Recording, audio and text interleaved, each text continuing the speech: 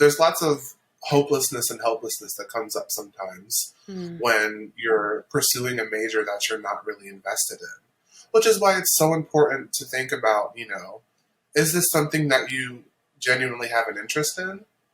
If not, you probably shouldn't be pursuing it, rather than hoping that one day you'll love it.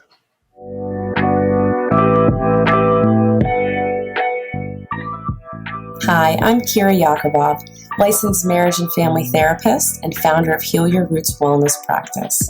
Every episode, we talk with a professional from the mental health field to learn more about their approaches and specialties, and also their journey of becoming a therapist. In this podcast, we'll uncover a deeper look at the world of therapy from new perspectives. You'll meet the therapists of Heal Your Roots Wellness Practice and trusted colleagues from the community tackling mental well-being. We're your go-to network for practical and professional insight in mental health. Subscribe for new episode releases every other Wednesday.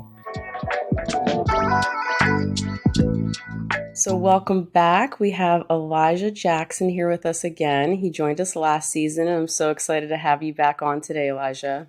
Absolutely. It's good to be back. So I know when we were kind of discussing what we wanted to focus on today, we were kind of thinking about what you've been seeing a lot recently and kind of the presenting issues that a lot of clients are coming in with.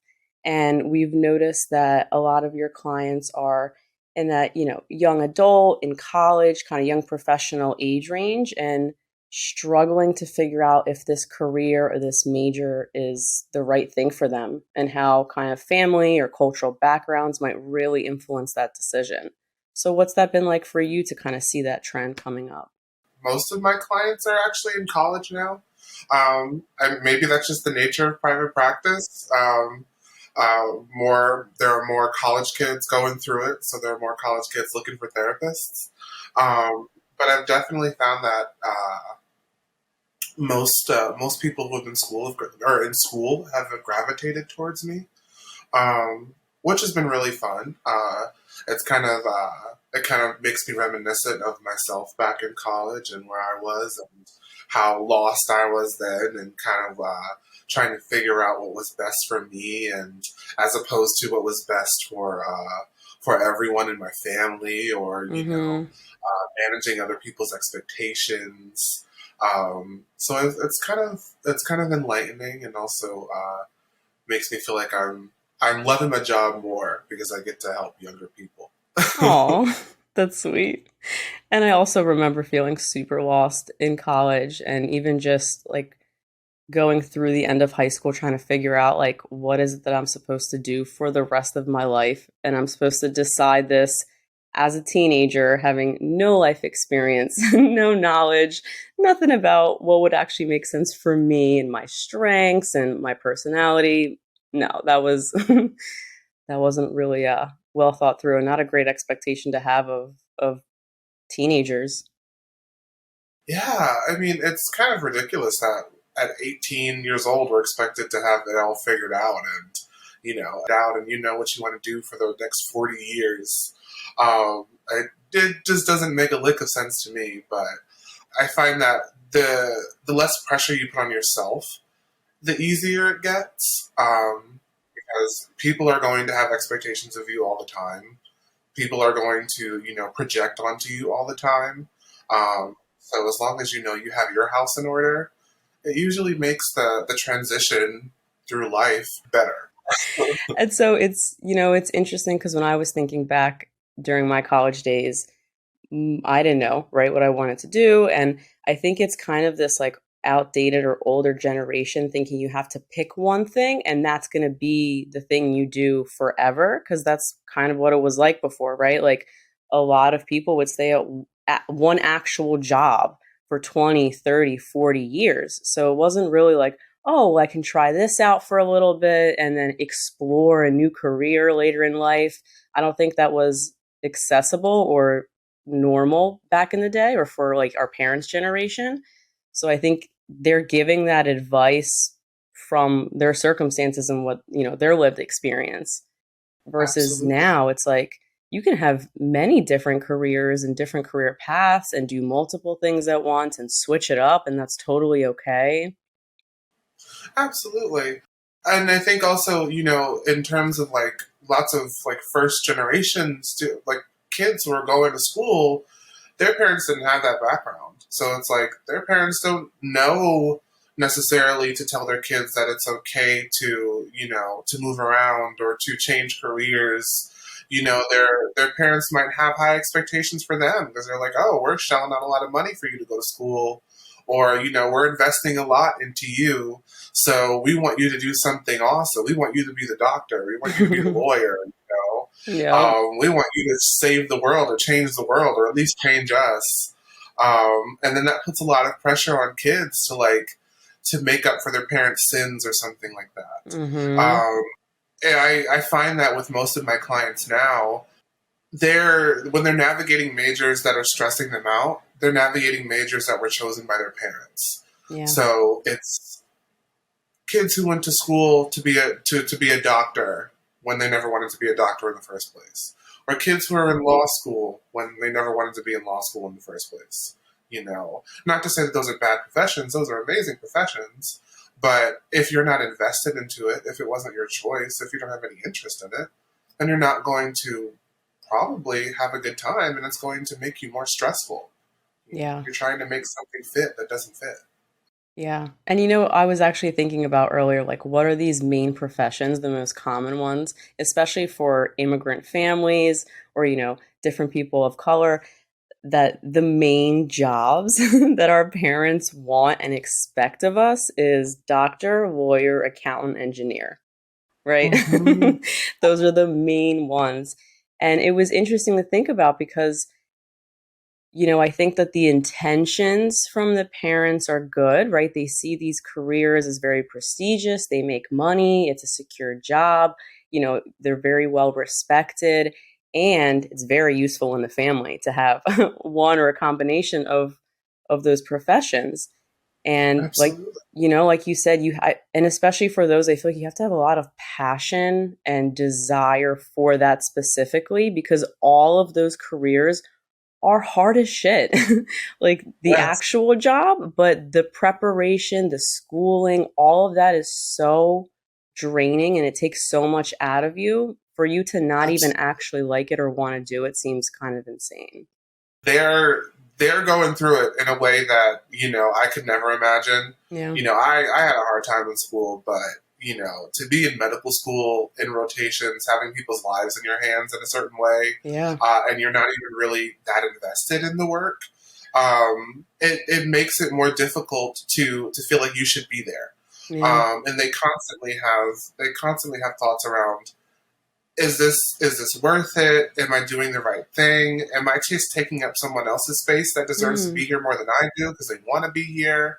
There's so many ambivalent thoughts that come up for them, um, and it's difficult. It's difficult to navigate. I could only imagine what it feels like to be in that kind of situation. Yeah. And there's also the added layer of like financial investment. So it's like these programs aren't cheap. No. Lots of these commitments are, something you may have to be paying off in student loans forever. There's also the added shackles of having to navigate the like student debt. Yeah. Once you sign up for it, lots of people feel like they can't stop because they just invested too much into it. Yeah. So there's lots of hopelessness and helplessness that comes up sometimes Mm. when you're pursuing a major that you're not really invested in. Which is why it's so important to think about, is this something that you genuinely have an interest in? If not, you probably shouldn't be pursuing it, rather Yeah. than hoping that one day you'll love it. Yeah. And man, it's so true because the financial piece is heavy, right? And I think a lot of times in any decision we make, right? Like the more time or money we invest in it, even if we don't find it beneficial or it's good for us, we kind of double down. We're like, well, if I already went this far, I might as well keep going instead of kind of stopping and assessing, like, let me cut my losses because I still have the rest of my life to pivot and do something different or pay this off in some other way. versus like, let me just push through and try to get to the other side. And then you graduate and then you get a job and you push through, and now you're dealing with like chronic depression or anxiety on a regular basis. Absolutely. And so much guilt too. Mm-hmm. I think there's a lot of guilt and shame that comes up for people who pursue degrees that they don't want, and they feel like they're stuck in this space where you're like, oh, I don't want to be here, but everyone's telling me that I'm so great and amazing for doing this. Mm-hmm. Everyone's like so proud of me, and I'm not enjoying it. I'm complaining, I'm, punishing myself. I'm making everyone else's day not good. And Mm-hmm. there's a lot of guilt and shame that comes with that. So I think it's really important that, when I sit down with clients, I, I try to normalize that their experience is okay, Mm-hmm.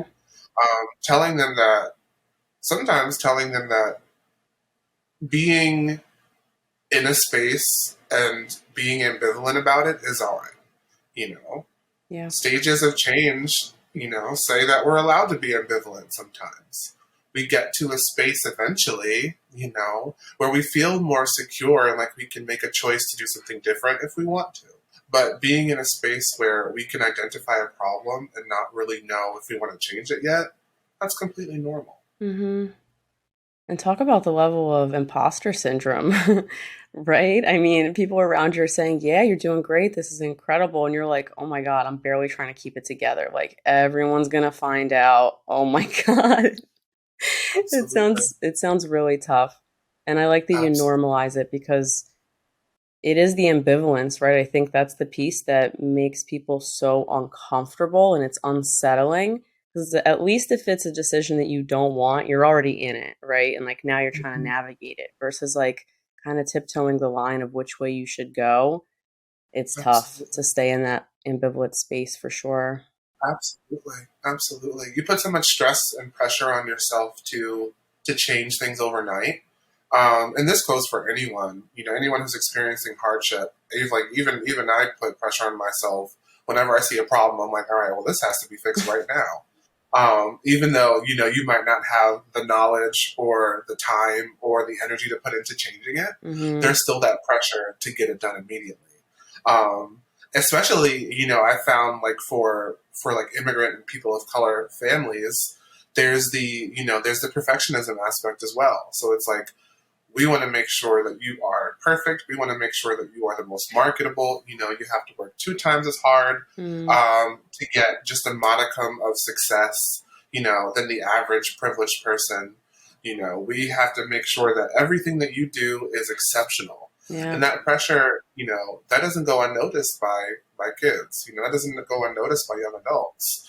And usually it's internalized. It's not processed correctly. And we end up in spaces where we're not acknowledging that we need help. We're not acknowledging that we need support or that we're even not enjoying what we're doing. We're just Mm. forgetting about all of it and, turning that into fuel. Yeah. That's so true. And I mean, I'm thinking about like some of my clients and their parents, but also my parents, because, I immigrated here and even just bringing home homework that was an A, it wasn't 100, it was like a 97. And my dad's like, what happened? You couldn't do better? It's like, damn, and having like, that's just a piece of homework, let alone like a career and like everything else, like you're saying. And even being able to not feel safe enough to say, like, I don't enjoy this, I'm struggling, I need help, I'm anxious or depressed is like, this isn't a real thing. You need to get it together and figure it out on your own. Stop doing all these extracurriculars and focus back on the main goal, which is this career and making money. Absolutely. Absolutely. They, we put so much pressure on ourselves, and students put so much pressure on Mhm. themselves to, if they're going to do it, they're going to do all of it. I'm going to have the perfect life. I'm going to have all the extracurriculars. I'm going to have all the friends. This is going to be amazing. I'm going to do it all. And I'm like, hold on, let's slow down a bit. Let's focus on what's necessary right now. And then if we have space after that, if we have more of a capacity for more, then we can think about more. But, assigning all of these different, responsibilities onto yourself, in your first semester of medical school or your first semester of law school, Yeah. it sounds like you're taking on way too much too soon.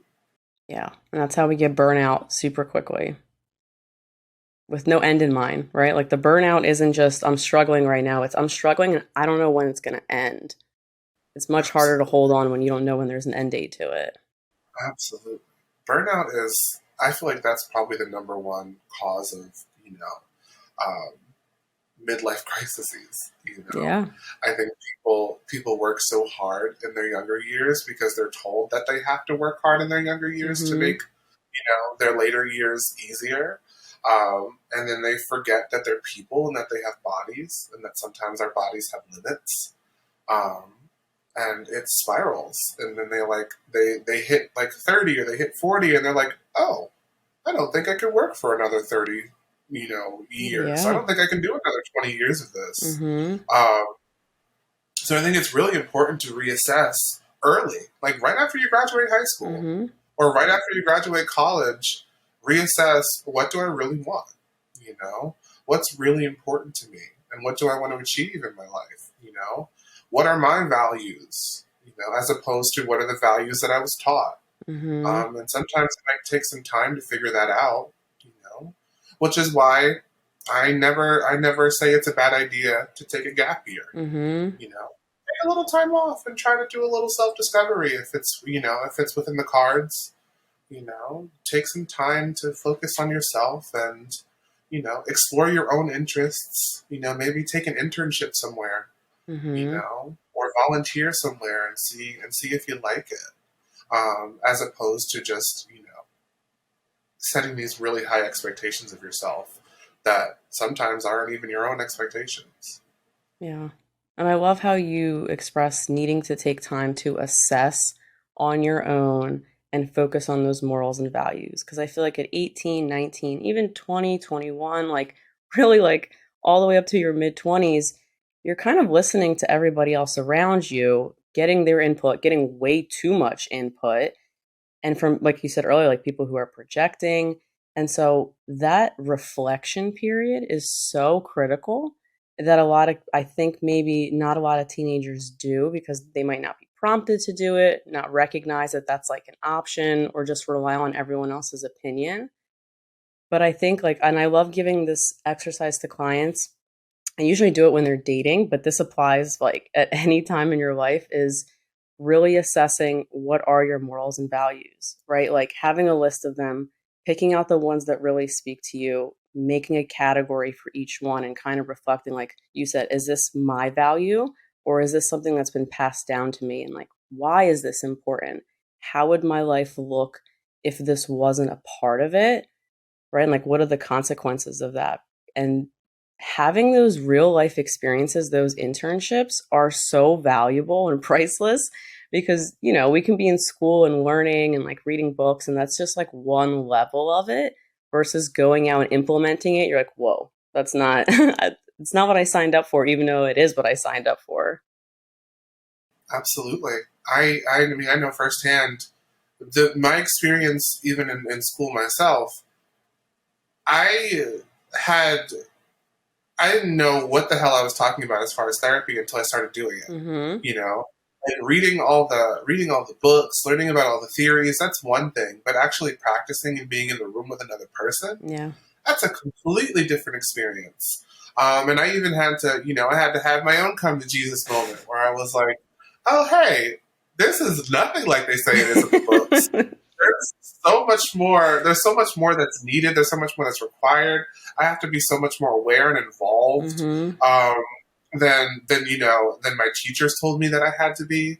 Um, I have to think about my own self in the room, and I have to remember that I'm a person too, and I'm not just a platform. I'm like, this is a lot.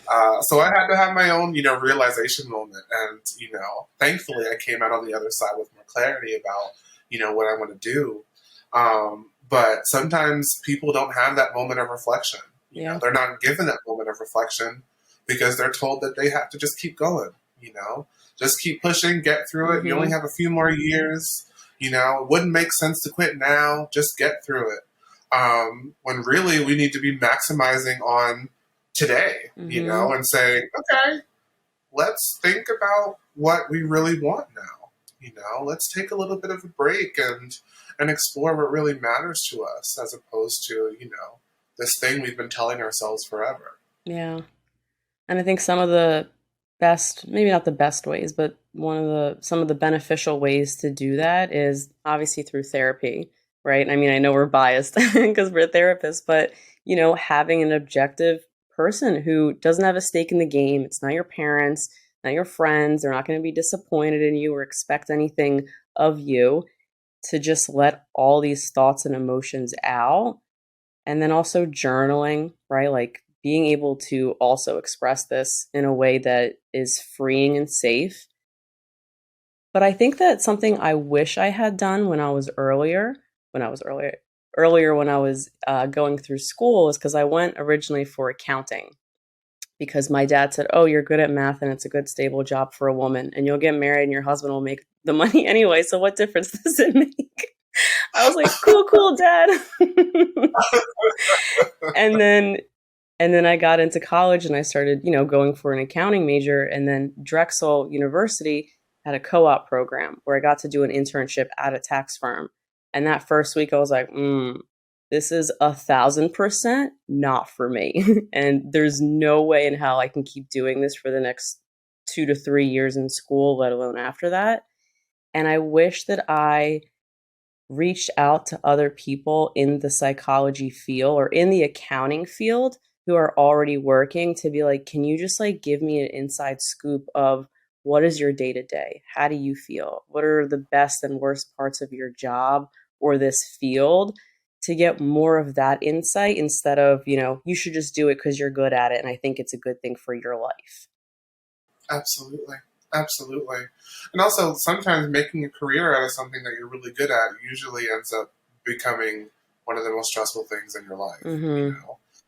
Like people who are artists and they go to art school, and they try to make a career out of being an artist. They sometimes they lose their excitement for art because it just becomes a part of the job. Yeah.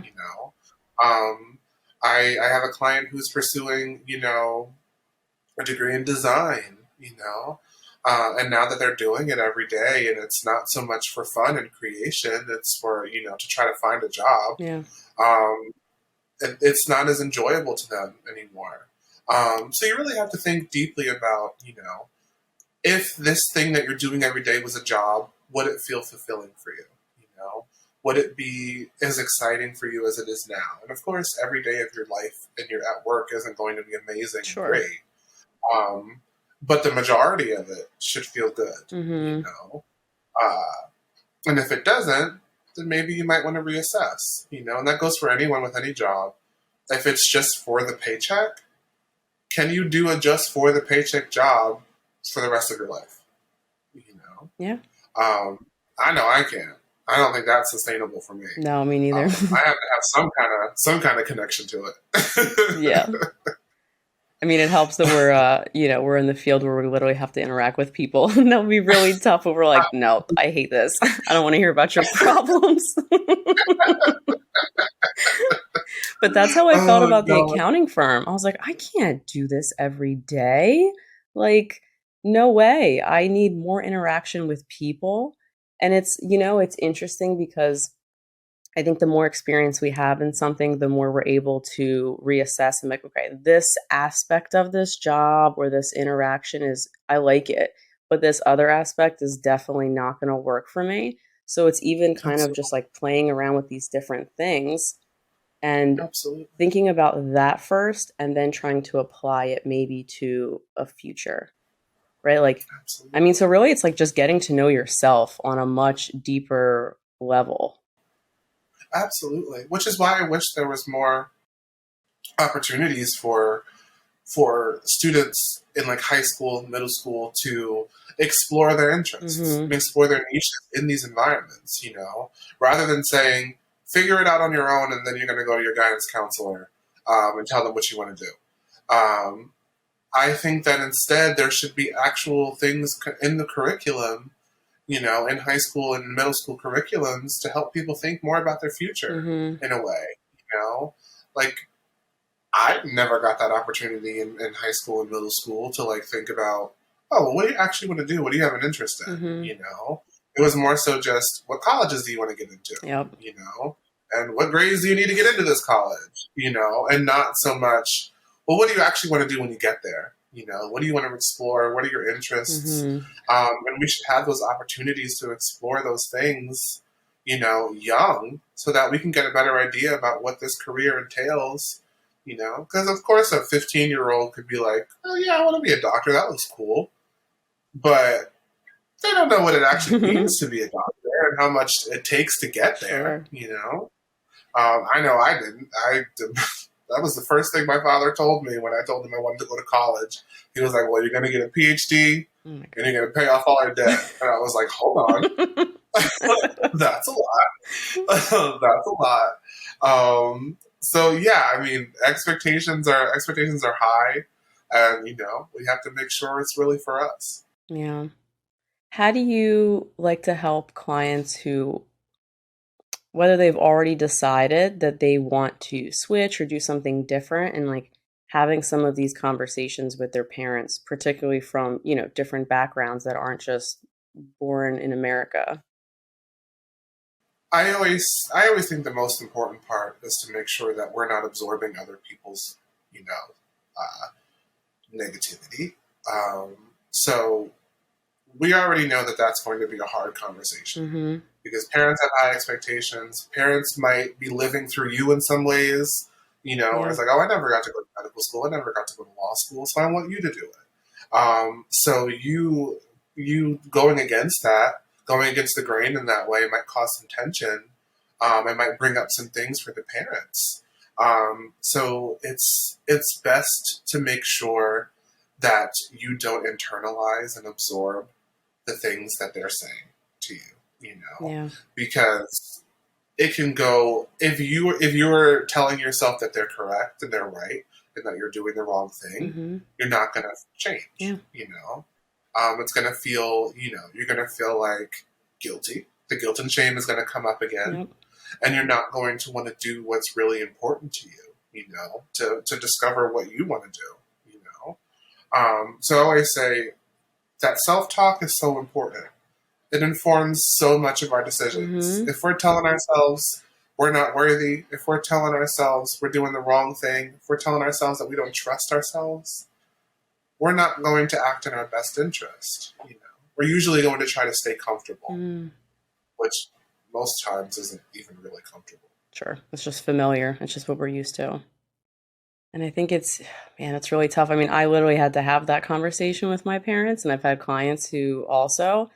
And the biggest thing that helped me was having someone else in my corner, even if it was one person that was like, you know what, I do think this is a good idea, or I support you trying something different or thinking about it, right? Because, like you said, that self talk is really critical and it's hard. I mean, of course, we're going to question ourselves if we don't have that much experience or knowledge, but having someone Absolutely. else who does support us and has our best interest in mind makes such a huge difference.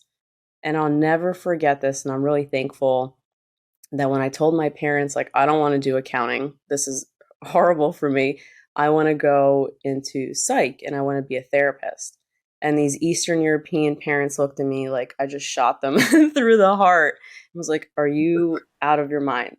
Like, the pressure. We came to America, we sacrificed so much for you Mhm. to help quote unquote crazy people.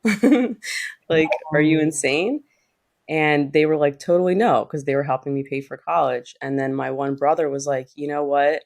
Do some research, look up what kind of jobs you would get that sound interesting, what they would pay, Mhm. and what you would need to do to get them. And if you can get that Mhm. information and share it to me, I'll back you up to the parents. And I did Mhm. that, which was helpful for me to understand. And in my culture, if the man says that you could do something, even if it's my brother, they're like, all right, well, I guess you can do it since he said it's a good idea, even though it's my Right. life, right? But having someone in your corner makes such a big difference to keep pushing through that Mhm. resistance from your family. Absolutely. Support is so necessary. if we feel like there's no one really rooting for us, if we feel like there's no one who's telling us, even saying, I trust you, Mm-hmm. I trust that you're going to do what's best for yourself, it can make decisions harder. So we have to make sure that we're creating communities for ourselves that reflect that. We might not always get that support at home. Yeah. So we have to look for it elsewhere, with our friends or, with our peers in school, with authority figures like your teachers Mm-hmm. and, sometimes your parents aren't always going to think about, what you want. They're going to think about what they think is best for Mm-hmm. you know. So it's you got to make sure that you have someone that's actually listening to what you're saying. Yeah. Some kind of mentor or friend or someone in your community. Yeah, that can just provide that positivity in your ear. Absolutely. I know I had it. I definitely, as much as I talk crap about guidance counselors. Mine was very supportive. She every time I came up to her with an interest, she would say, I trust you. I trust you know what you're doing. You're doing what's best for you, and that's what matters. Mm, So it's good to have those supportive people, especially yeah. adults. When an adult tells you that they trust you and that you're doing the right thing, it kind of makes you feel more motivated. Yeah. But sometimes the kids get it, your peers get it, Sure. but not the adults. Yeah. And it's just that boost of confidence. Like hearing an adult, hearing someone say, I trust you to make a good decision. It's like, wow. Okay. So I want to make sure I make a good decision and think it through and make this person proud. Absolutely, and it's never too late to change. Mm-hmm. Signing up for medical school or law school or any of those big ones, that takes a lot of financial commitment, Yeah. but if still, even then, I don't believe that's enough to stay in it forever. Yeah. You can find something else. You can pivot. You can choose what's best for you. It's never too late to discover what your niche is. Absolutely. And I think especially now where a lot of people don't stay at the same job for a really long time, or they learn new skills or they try different things. Like you're allowed to have different parts of you that develop, and maybe you go into a particular career that you did actually like and you did want to do and you have enjoyed it, and now there's certain circumstances in your life or it's no longer doing it for you. You're allowed to pivot, right? Like quitting something is not a bad thing. I think knowing when Right? to quit, knowing when to let go is actually super powerful and not a weakness at all. Absolutely. I've had peers who have gone into therapy as a second career. Mm-hmm. They had some kind of like high profile job that didn't really feel very fulfilling for them. It felt kind of soul sucking in some ways. And then, they're like, I need something that actually makes me feel like I'm contributing to the world. Yeah. So they would go into social work or they would go into therapy, where they feel more invested in their communities. It really, there's never too late. And these people, you would think sometimes some people might say, oh, well, why would you wait till you're in your 50s to do that? And I'm like, it's never too late to change. Yeah. You still have a very fulfilling life ahead of you. You're never running out of time. Um, and I think, older adults tend to tell themselves that they're always running out of time to do the things that they want to do. Hmm. And I'm like, no, you have plenty of time. You might not be able to act on it right now because there are things in the way, but that doesn't mean that won't change in the future. Sure. Just be patient with yourself. Mm, Patience is so important. it is. It's very underrated because everything takes time, right? And even the way we feel one day to the next about something changes. Like I like to tell clients, especially when they're in certain careers that they did pick on their own and choose, that learning curve is going to take time, or there's going to be certain things in your life that are going to make it harder to show up for work each day, and not seeing all of it in the lens of just this one particular experience or feeling. Like, okay, like let me write this down and journal it. Let me think about in a week when I come back to reread this, do I still feel the same way? Right? Or in 2 weeks, 3 weeks, because, every day we change and we feel something different. And, we make these assumptions about ourselves. Like, if I felt this way this week, then this must be the worst thing in the world. Absolutely. I think it's always whenever we have a bad day, we're kind of like, oh, life is horrible forever. I'm like, no, it's just today is bad. Not every day. So sometimes it's important to take a little perspective and be like, okay, yes, today was bad, but yesterday was good. Hmm. Or last week was good. I might be having a bad week now. It might be horrible now, but sometimes you have to take a little perspective and say, not every day was bad. And bad days are almost guaranteed in the future. Mm-hmm. You can't avoid them. It's just a part of life. But, was every day bad? Was every day horrible? I don't think so. I hope not. And if it was, it did definitely need to make some changes, Yeah. But I promise you, most times, not every day of your life is going to be horrible. So think more about those good days too, instead of focusing only on the bad one. Sure. Absolutely. And something that just came to my mind when we were talking about more so like explaining to, those parents and everything is learning. This is going to be a really tough one. Learning to accept that they will be disappointed and letting it be. Absolutely. I think for for parents, they do lots of parents like to live through their kids, So it's like, oh, I created you, so you're kind of an extension of me, and I want to be proud of this extension. I want this extension of myself to be able to do some of the things that I've never been able to do. Yeah. And I want them to be secure and happy and all of this. And, sometimes the intention is good. Mm-hmm.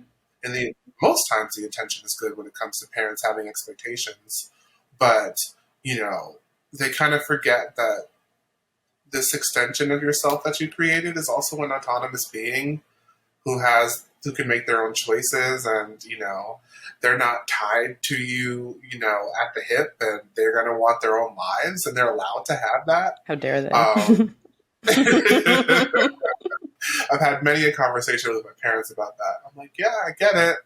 You have these big goals for me, Mm-hmm. and I like these goals. I think that they sound good on paper, but I don't know about in practice. Yeah. So I think I'm going to try something different. Mm-hmm.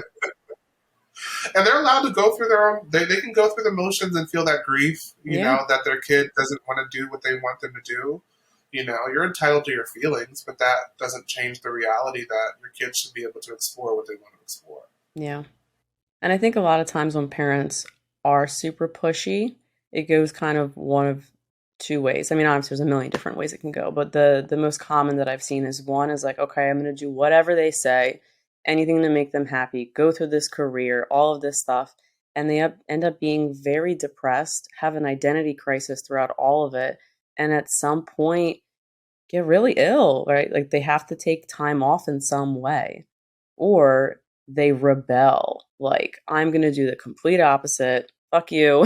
Fuck these expectations. I'm going to be my own person and really go against the grain in some other direction. And sometimes it's good for them, and other times it's not the best because, if we're only making a decision based on out of spite to somebody, that's not in our best interest either, right? I think parents really need to give their kids time to explore their interests, because even you get a lot of pressure at school to be like, where do you want to go to school? What do you want to do?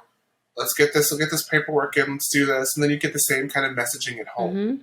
So I think it's really important that, younger people have the opportunity to explore their interests and not feel that pressure from their parents, because, they're going to make rash decisions when they feel pressure. Yeah. They're not going to be fully confident in what they're doing when they feel pressure, Mm-hmm.